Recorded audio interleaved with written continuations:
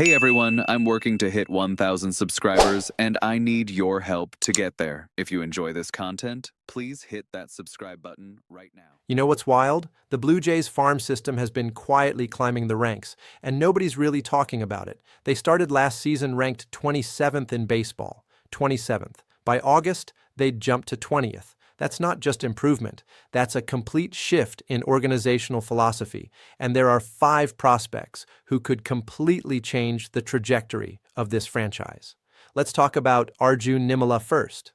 Toronto took him 20th overall in the 2023 draft, and honestly, the numbers don't jump off the page at first glance. Over 3 minor league seasons, 219 games, he's hitting just .227. That's not impressive.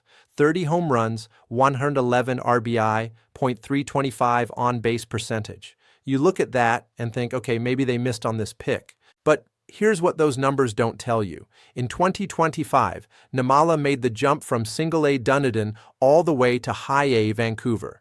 That's a massive competitive leap. And what did he do? He played 120 games, hit 13 homers, drove in 61 runs, 4th on the Canadians in home runs, 3rd in RBI. The kid is 20 years old, and he's not just surviving against tougher competition, he's producing. And we haven't even talked about the most exciting part. 17 stolen bases on 20 attempts. Think about that success rate. This isn't someone who's just fast. This is someone who understands the game, who reads pitchers, who has baseball instincts you can't teach. The shortstop position demands athleticism, and Nimla has it in spades. The next logical step is Double-A New Hampshire. That's where the real test begins. The competition gets exponentially better. Pitchers have better command, better stuff, better game plans. But if Toronto is smart, and I think they are, they'll start him back in Vancouver to open the season. Let him get comfortable, build some confidence, then promote him when he's ready. You don't rush a former first-round pick just because you're impatient. Now, Ricky Tiedemann. This one hurts, because we've been waiting to see what this guy can do at the major league level. 3rd-round pick in 2021, and he absolutely tore through the system. Reached Double-A in his first professional season in 2022. That's unheard of for most pitchers. Then in 2023, he closed out the year with 4 innings of 1-run ball in Buffalo with the Triple-A Bisons. Everything was pointing toward a 2024 debut. And then, the baseball gods said not so fast.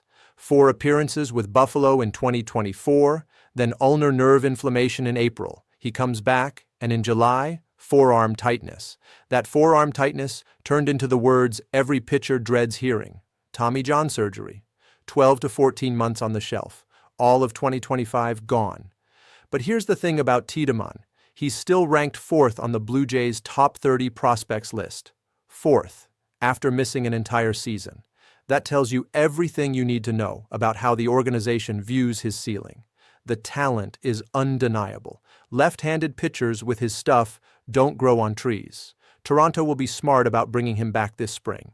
They'll ease him into action, monitor every pitch, every outing. But don't be surprised if we see him in the big leagues this year. Look at what they did with Trey Yesavage last season. The Blue Jays aren't afraid to promote their best arms when they're ready, regardless of timeline or expectations. Jake Bloss might be the most interesting name on this list because of how he got here. The Blue Jays acquired him from Houston in the Yusei Kikuchi trade in July 2024, along with Joey Loperfido and Will Wagner. Before the trade, Bloss had 3 appearances with the Astros.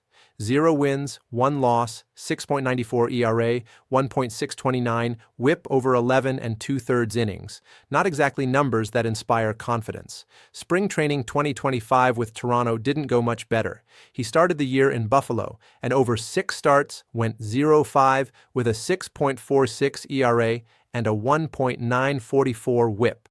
Those are brutal numbers.